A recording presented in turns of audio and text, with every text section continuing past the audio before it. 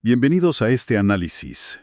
Hoy nos metemos en un tema central para la práctica jurídica acá en Argentina, la ética en la procuración administrativa, pero vista con los desafíos de hoy, ¿no? Exactamente.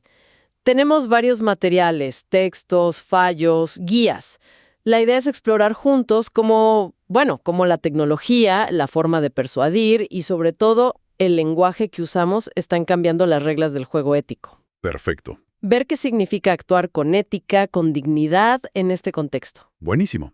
Arranquemos entonces con el primer gran tema que aparece fuerte, la tecnología, la inteligencia artificial. Sí, un tema candente. Se menciona un caso que parece clave, el fallo Giacomino. Corrígeme si me equivoco, pero fue un abogado que usó jurisprudencia de IA y resultó que no existía. Tal cual. El caso Giacomino es fundamental porque pone sobre la mesa justamente eso, los límites de confiar ciegamente en la tecnología. El tribunal fue, digamos, muy directo. Aunque el abogado dijo que actuó de buena fe, que la IA le dio esas citas. Claro, uno podría pensar, bueno, fue la máquina. Pero no. La responsabilidad profesional es del abogado. Hay un deber básico, esencial, de chequear, de verificar las fuentes. Eso no se puede tercerizar en un algoritmo. No hoy, por hoy, al menos. Entiendo. O sea, no es solo un error de tipeo, va más allá. Se habló de principios éticos concretos. Sí. Se trajo a colación la regla de la probidad. Lealtad, veracidad, buena fe. Eso es la base. Citar algo que no existe, aunque no tengas la intención de engañar, choca de frente con eso. Clarísimo. Tienden a lo que llaman alucinaciones. ¿Alucinaciones? Como que inventan cosas. Exacto. Generan información que parece súper creíble, muy bien escrita, pero que es inventada. Un peligro si no se verifica. Lo que subraya que la tecnología es una herramienta. Potente sí, pero herramienta al fin. No reemplaza el criterio del profesional. Precisamente. La ética no puede quedar supeditada a la eficiencia o a la novedad tecnológica. Y la conclusión del fallo es fuerte en ese sentido. Contundente.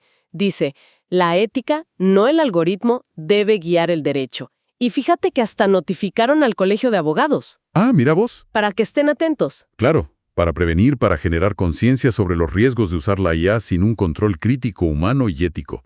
Es un llamado de atención. Queda clarísimo. La responsabilidad final es de uno, indelegable. Y este punto sobre la veracidad, la ética al argumentar, nos lleva de la mano a otro tema de los materiales, el arte de persuadir. Sí, la retórica. Hay un texto que usa ideas de cómo discutir con un gato, un título curioso, para hablar de entinema, persuasión, creencias. ¿Cómo juega esto en la procuración? Es fascinante la conexión, ¿eh? Un entinema, para explicarlo simple, es como un argumento al que le falta una parte, una premisa. ¿Por qué le falta? Porque se asume que el que escucha, la audiencia, ya la conoce, la comparte o la da por sentada. Es como un silogismo cortado, dice el texto. Funciona porque conecta con lo que el otro ya cree.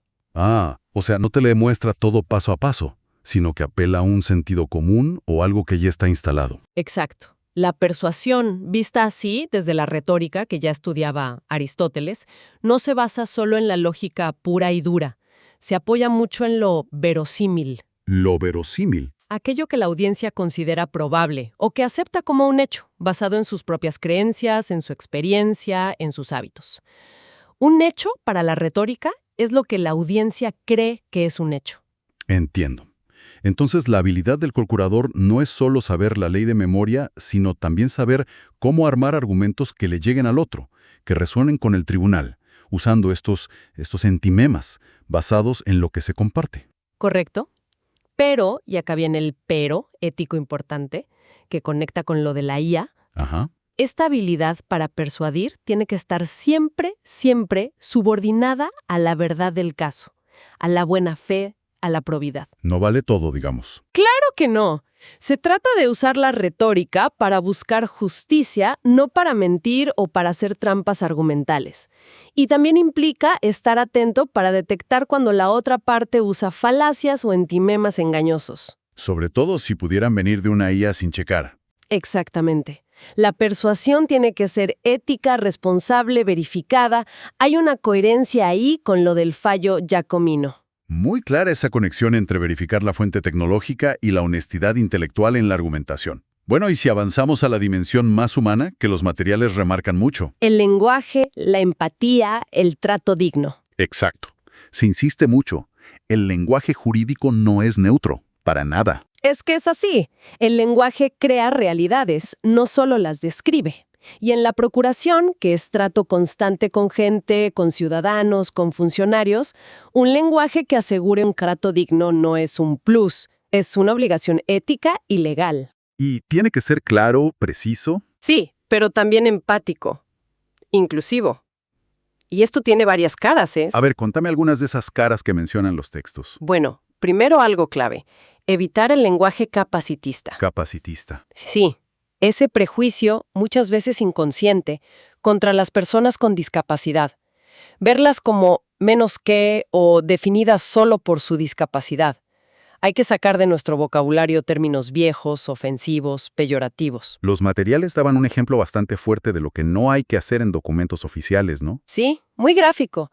Una resolución, la 2025-187, que en un capítulo sobre psiquismo usa palabras como idiota o imbécil para hablar de coeficientes intelectuales. No. ¿En serio? Sí, un lenguaje totalmente obsoleto, estigmatizante, que va contra la dignidad humana. Es lo que hay que erradicar.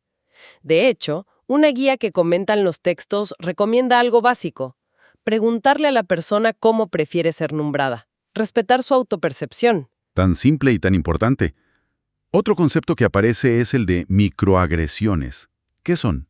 Las microagresiones son esos comentarios, gestos, preguntas, a veces muy sutiles, que parecen inofensivos, pero que comunican mensajes hostiles, negativos, hacia personas de grupos históricamente marginados. ¿Por raza, género, clase? Exacto. Y capaz que quien lo dice no tiene mala intención consciente, ¿eh? Pero el impacto en quien lo recibe es real. Lastiman y, sobre todo, refuerzan prejuicios. Los ejemplos que dan los textos son claritos. La frase de Pamela David sobre la familia blanca hermosa y pura. Exacto. Que deja fuera un montón de familias. O el video de humor que se basa en estereotipos racistas contra distintas comunidades. Tal cual. Se disfrazan de chiste, de comentarios sin maldad, pero normalizan la discriminación. Estar atentos a esto es el primer paso para no reproducirlas y para saber qué hacer si las vemos o las sufrimos. Y esto conecta con la empatía que también se desarrolla. Sí, y proponen una nueva regla de oro. ¿Cómo es esa? Me acuerdo de la clásica, trata a los demás como te gustaría ser tratado. Bueno, esta va un poquito más allá, porque la clásica asume que todos queremos lo mismo. La nueva regla de oro, como la llaman, es: trata a los demás como ellos quieren ser tratados. Ah, interesante. Requiere escuchar más. Exacto. Exige preguntar, escuchar de verdad qué necesita el otro, cómo prefiere ser tratado y cuestionar nuestras propias ideas preconcebidas, nuestros sesgos. El caso de Esther Díaz que mencionan luchando contra el abuelismo. Es un ejemplo perfecto. Que no la llamen abuela porque sí, solo por ser mayor. Claro, porque la reduje a un rol, le quita su identidad. Es un reclamo de respeto a cómo ella se percibe y quiere ser nombrada. Y esto se liga a otra cosa: la necesidad humana de pertenecer, de ser aceptado. El capítulo 7 habla de eso y de la autoaceptación. Sí, porque la inclusión de verdad crea espacios seguros donde uno puede ser auténtico. Y aceptarse a uno mismo ayuda a combatir los prejuicios que a veces internalizamos sin darnos cuenta. La referencia a la canción A su manera es fuerte. Un recordatorio de las consecuencias trágicas que puede tener la discriminación. Sí, un recordatorio muy potente del daño real de la exclusión. Y esto nos lleva a ver cómo ciertas estructuras de poder se meten en el lenguaje. Los textos hablan de androcentrismo, patriarcado, ginofobia. A ver, definamos rápido para que quede claro. Androcentrismo.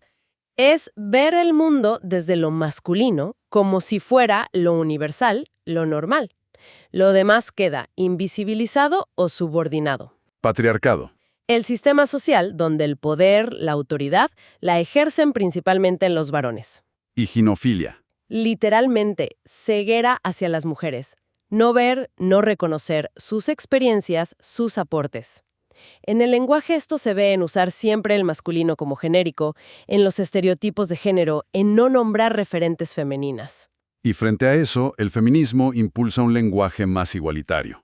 Claro, busca desarmar esas estructuras discriminatorias que están metidas en cómo hablamos y escribimos.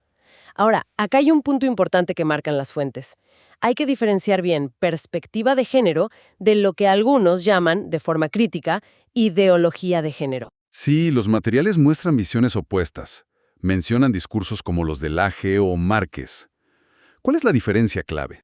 A ver, la perspectiva de género es una herramienta de análisis, una metodología. De hecho, está en nuestras normas, ¿eh? Constitución de Cava, Ley Micaela. Cierto, la capacitación obligatoria. Exacto. Sirve para identificar desigualdades sociales, culturales, económicas, que se arman sobre las diferencias sexuales, y así poder pensar políticas para lograr más equidad. En cambio, el término ideología de género, como se usa en esos discursos que analizan las fuentes, es más bien una etiqueta para descalificar. La usan sectores conservadores para rechazar estos análisis y las políticas de igualdad, diciendo que son una imposición ideológica, que no tienen base real o científica. Entender esta diferencia es clave para poder discutir seriamente. Queda clara la distinción. Y dentro de todo este marco de derechos, de reconocimiento, la Ley de Identidad de Género, la 26.743, es una ley fundamental. Absolutamente. Una ley pionera en el mundo y un pilar del trato digno acá. Reconoce el derecho de cada persona a su identidad de género, la que siente, la autopercibida. Y al libre desarrollo, Y tiene un artículo clave para la procuración. el artículo 12. Fundamental. Es el derecho al trato digno. ¿Qué significa? Que hay que respetar la identidad de género y usar el nombre de pila que la persona eligió. En todos lados, público o privado. Y ojo, incluso antes de que cambie el DNI. Ah, eso es importante. No hay que esperar al trámite del DNI. Para el trato cotidiano, para la comunicación, no.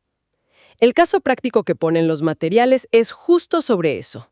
Un tal Esteban Ulrich pide que lo llamen así en Recursos Humanos, aunque su DNI todavía no esté actualizado. ¿Y la respuesta correcta cuál es? La respuesta, aplicando el artículo 12, es que la administración tiene la obligación legal de usar Esteban Ulrich en los mails, en los registros internos, en el legajo, en las planillas, cuando los llaman, donde sea. Con que él lo pida, alcanza. El trato digno va primero que la formalidad del DNI para esas cosas. Exacto. El respeto a la identidad autopercibida prevalece para el trato diario y la comunicación interna. El DNI formal se usará para los actos que específicamente lo requieran por ley, pero no para el día a día. Entonces, si intentamos juntar todo esto, ¿cómo sería ese lenguaje de trato digno ideal para la procuración según los materiales? Mira, integrando todo lo que charlamos, podríamos decir que se basa en varios pilares, ¿no? A ver, Primero, basado en derechos.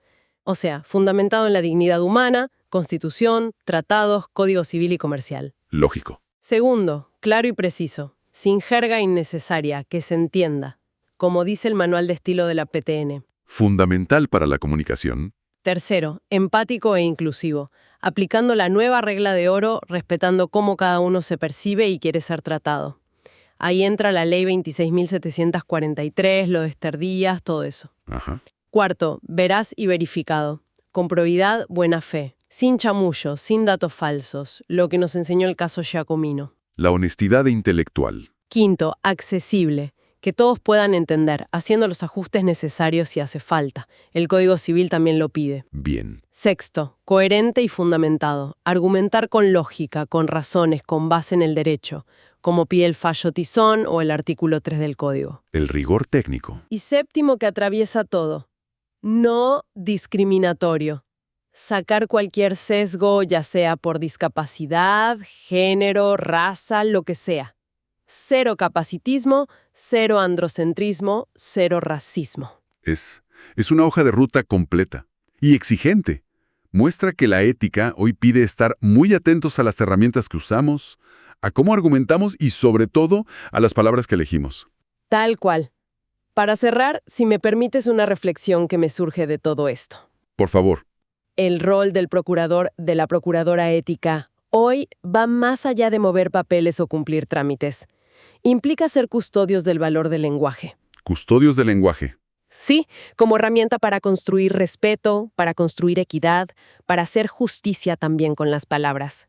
¿Y en un mundo donde la inteligencia artificial avanza tanto? Quizás la verdadera inteligencia jurídica, la que nos hace buenos profesionales, sigue estando en la conciencia ética, en esa capacidad humana de elegir bien, de ser responsables por lo que decimos y hacemos. Una idea fuerte para quedarse pensando. Muchísimas gracias por esta charla tan clara y profunda. Al final del día, la ética profesional no se programa en una máquina, se ejerce todos los